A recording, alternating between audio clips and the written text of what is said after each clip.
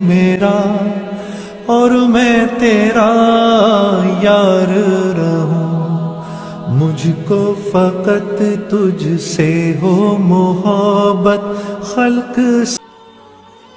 नबी करीम सल्लल्लाहु अलैहि वसल्लम का इरशाद है कि जो शख्स कस्दन बिला किसी शरई उज़र के एक दिन भी रमज़ान के रोज़े को अफ्तार कर दे, गैर रमज़ान के रोज़े चाहे तमाम उम्र के रोज़े रखे, इसका बदल नहीं हो सकता।